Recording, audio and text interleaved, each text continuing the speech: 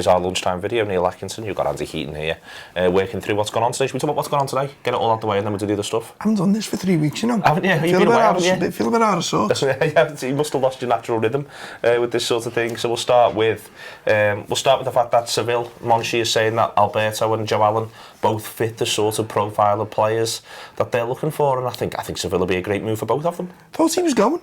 Monchi? Monchi is as Monchi does. Something, yeah, he's just sort of, it's not been confirmed yet. There's been this notion that he might go, but he's not actually gone. You know what I like about Monchi? Go on. Just confirms that goalkeepers know more about football than anyone else. Really? Is that what it does? Yeah. What it confirms to me is that he's actually a lad who gets to buy loads of players and then go, oh, well, that worked, and then look clever afterwards, if you know what I mean. Because they haven't actually got to win anything, Sevilla. I mean, they won the Europa League, but what I mean is they haven't got a challenge for the title. 3 times in a row. Yeah, but they're not expected to challenge for the title, are they? He's not building a title-winning team. He's building a team that does other things, which is quite interesting, but... Yeah, well, I suppose the big argument is, can you replicate it at the very, very top end, which... Has anyone ever given it a chance? Because generally the big teams get far too impatient. I suppose, when Kamoli left, we all laughed at him, but you can't actually say his record wasn't actually that bad. No, his record's solid. You know, and even without the Spurs stuff. Yeah. Carroll is a good footballer in the wrong system. Carroll suffered because Luis Suarez was basically a million times better than anyone thought he was, so he kind of got ditched. Henderson's the club captain. Yeah. You know, it's... You still don't like Kamoli?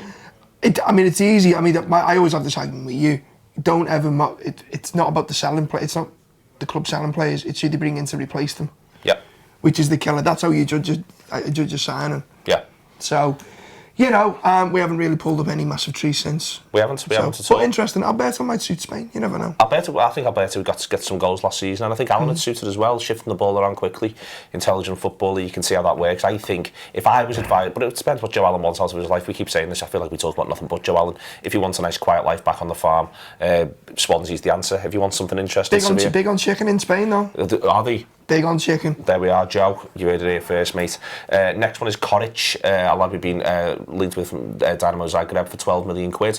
A teenager. It feels as though that's what we've... to a certain extent, if Liverpool are going to get someone like him, they've got to go in perhaps a little younger than they might like and perhaps with a little more money than they might want to. For a teenager, it'd be a hell of a price tag to bring the young lad to Liverpool for. It's come from Croatia, hasn't it? Yeah. You sceptical? Yeah, I think it's convenient for us, though, for it to come out, though. Just, you know, fills a gap. Let's just talk about it for 30 seconds. Makes other clubs, for instance, think twice about what they're trying to do to us in other negotiations. In the random heat-nometer out of a random number, which will today be 16. 16. I'd give it a 4. A 4, okay. 25% he's gone for. Next one, Canos is going to have a buyback clause. That's pretty dull. Lacazette's been linked again out of France. What's that getting out of the random heat-nometer? 2 out of 17. Okay, that's solid. I'm actually backing that. That is an assessment that I'm 100% behind. And it's been confirmed that Liverpool will put a B team into the Football League Trophy. Which, I mean, the fact that any of us are putting teams into this thing is just ludicrous. The Football League have got their own trophy. Why? The JPT. Yeah, the JPT. It's not. Johnson's might not renew it, so that it's being referred to as the Football League Trophy at the moment. But yeah, Johnston's might not renew. And how many times are they going to rip it up and start again with this? It's ridiculous. It's, you know, and even then, I mean, it's all to do with this elite player performance fund, the EPPP, and you know they brought it in to improve the standards of it, you know, the national team. That's work, lads. Well done. And even then, you're given access to some Premier League clubs and not others. Do you know this? Yeah, I know it. Basically, the Category 1 teams with Category 1 academies can play. Teams with Category 2, like Newcastle, aren't allowed.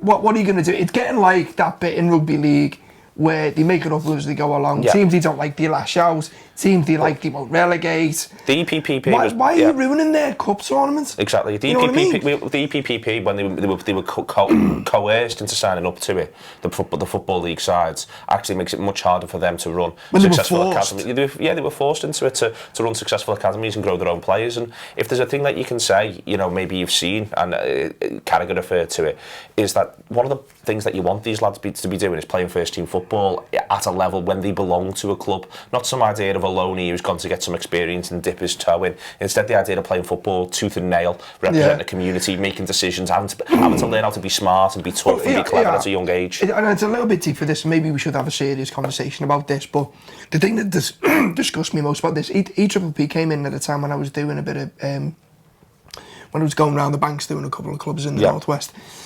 And I spoke to one of the lads at Bury. I mean, this is how bad it is. Brentford, one of the most forward-thinking clubs in the UK, shut their academy because of EFL. Yeah. Basically, you could have a lad at Bury who's doing really well, great prospect, etc., etc.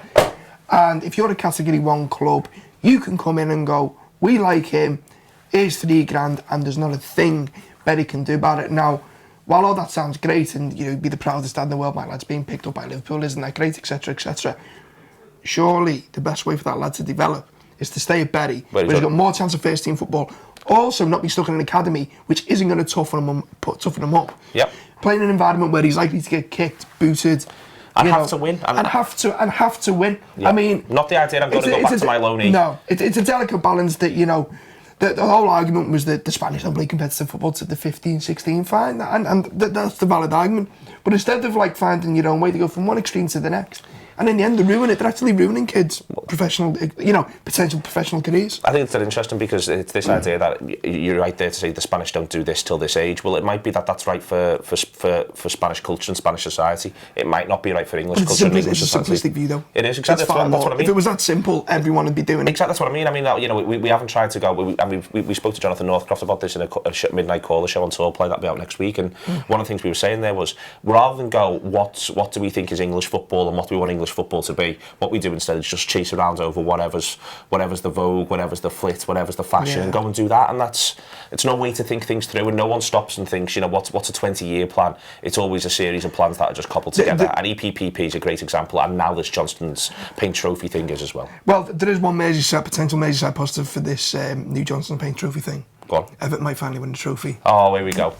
Here we go. And imagine if they do. And imagine how they try to justify it as one as well. I always want them to win it now. Yeah. I always want them to win it. Can you imagine the parade? Oh, it'd be glorious. With Johnson's paint. Well done, Monchi. Finally solved the drought. Where's the Johnson's paint money? Where's the Johnson's Paint Trophy money? This is an American flag. Get it the right way. Is this the right way? Don't be causing an instant. This is the right way because we're coming to America, and we've not been mentioning it much recently because we've had other things to do and other shows to do. So, what date are we going to be in America doing shows, Andy? We are in LA at the Garage on Tuesday, the 26th of July. I love LA. You know how much I love LA. You love LA. I love LA. It's great. I'm looking forward to meet Jody Maroney so much. It's ridiculous. And then we're going up the coast to San Francisco, where I've never actually been. I'm really looking forward to. We're going to have a party up there. Please come. That'll be on Friday the 29th. Both gigs the night before the game, so, you know, get in the mood, salubrious and all that kind of stuff. All of that kind of stuff. So this is us. We've got an American flag, so we're ready to go. Not sure if my passport's in good nick, but we'll sort that out later. But this, we want you to very much, if you're watching this from the United States, come. We've had the morning plan, haven't we? We're excited, haven't we? We had a big plan and a big conversation about it this morning as to what we want to do, so we thought we'd give it a mention. So this is our lunchtime thing. Go and have a lovely, lovely afternoon wherever you are in the world. And if you're in America, buy some tickets. Let's have some fun.